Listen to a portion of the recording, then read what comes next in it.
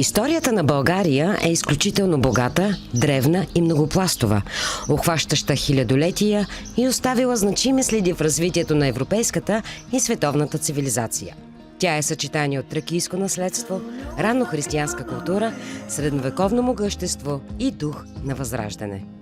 Здравейте, казвам се Ирен и днес ще ви разкажа за една група деца, които са се заровили в много древни артефакти, открити на територията на България. Интересното е, че те не са ги докосвали никога, защото се пазят в историческия музей в София. Но нека да отворим тази врата.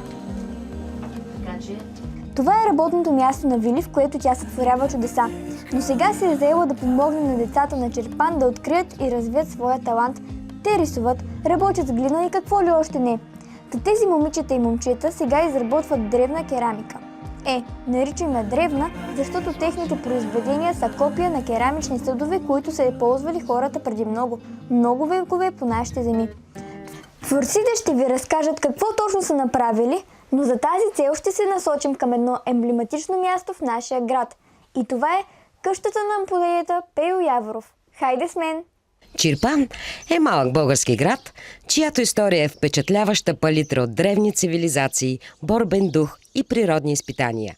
Градът ни е разположен в сърцето на Тракия и пази следи, които променят световната наука, като откритият зъб на хоминид или така наречения първи човек в местността Азмака от преди около 7 милиона години. Тази находка дава основание на някои учени да смятат, че еволюцията на човека е започнала от Балканите, а не от Африка. Градът се счита за наследник на римското селище Шерампол, а в близост се намира и най-старият манастир в Европа – Свети Атанасий, основан през 344 година. Чирпан е сред основните пунктове на Левски, а чирпанци са сред първите, които се вдигат на оръжие за съединението на България. И, както каза Ирен, градът ни е родното място на големия поет Пейо Яворов, в чиято къща в момента влизат и малките творци. В двора на Яворовата къща децата ще си починат от пътя, но през това време Ирен ще ви разкаже за един друг впечатляващ архитектурен обект на територията на България, разположен край град Провадия, и това е Провадийската солница.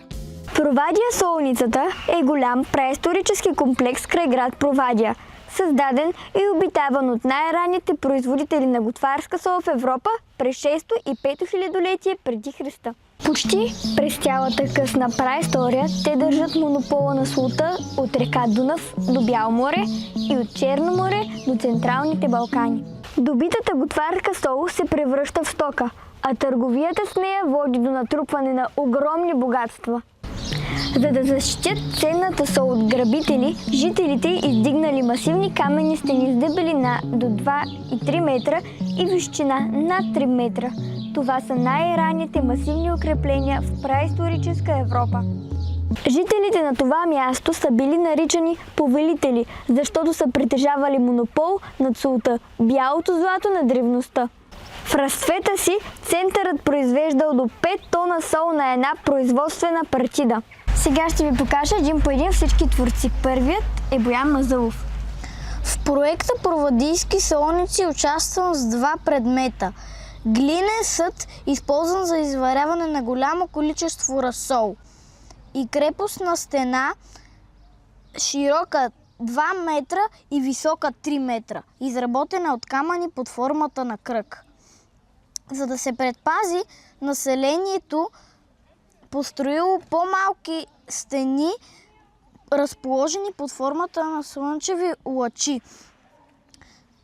Така тази стена е станала най-модерното военно съоръжение за времето си. Здравейте, аз съм Даниел Димов на 11 години от град Чирпан. Изработих предмет от глина, който се е смятало, че се е ползвал за колие. Участвам в проекта с голямо желание. Време е да ви разкажа пътя, през който изминах. Първо имах предпроект.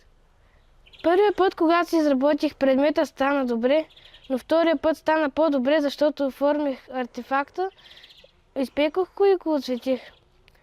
Надявам се да сте научили за сега интересни факти. Здравейте, аз съм Ния Златкова Запрянова на 13 години от град Чирпан.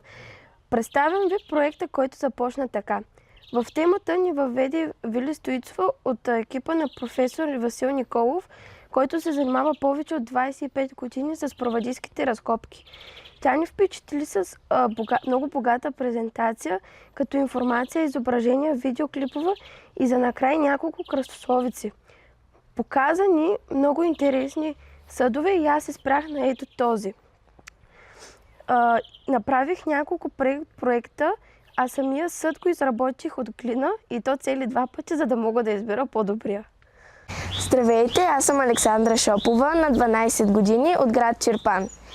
Проекта, който аз изработих, представлява прототип на предмет, намерен при разкопките в провадийските солници. Предполага се, че се е използвал за изваряване на разсол, което представлява вода, която е извирала от 14 метра дълбочина и е 7 пъти по-солена от тази в Черно море. Моят предмет е с по-малки размери, защото се е използвал в домашни условия. Започнах като направих няколко предпроекта, след това направих самия предмет от глина и най-накрая го отсветих с бои, за да придобия естествения си цвят.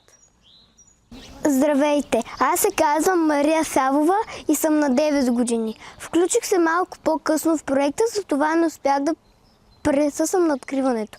Една от най-малките съм, но това не ми попречи да науча много факти. Научих, че хората са произвели голямо количество сол, която са търгували и са печелили огромни богатства.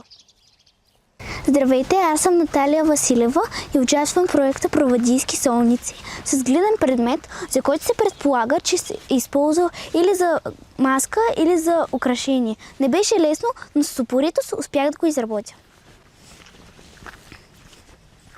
Аз съм Зорница Димитрова на 7 години и въпреки, че съм най-малката в арти класа, се включих в проекта Провадийски солници.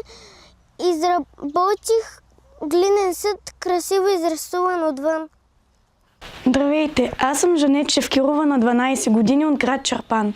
Моя проект представлява пещ, който преди много години в Провадия е изработена сол. Как става това?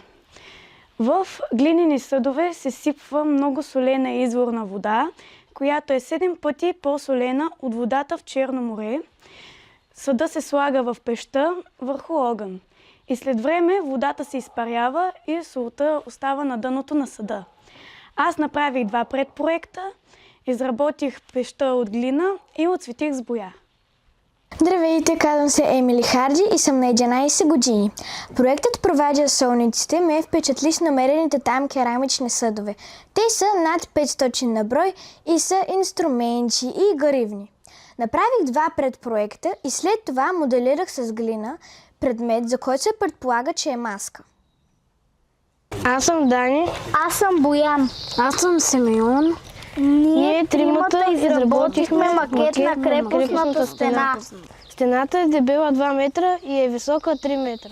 Направена е от големи камъни. Стената е предпазвала населението и градът от врагове. Тя е имала лъчи, изработени също от камък.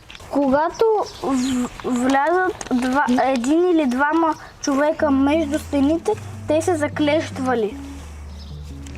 И са ги елиминирали бързо. Това беше историята за Провадийската солница, разказана накратко от децата на Чирпан. А сега ще ви кажем до нови срещи, седнали на прага на Явровата къща. Ако дойдете в Чирпан, задължително се отбийте, за да чуете историята на живота му, която е твърде любопитна.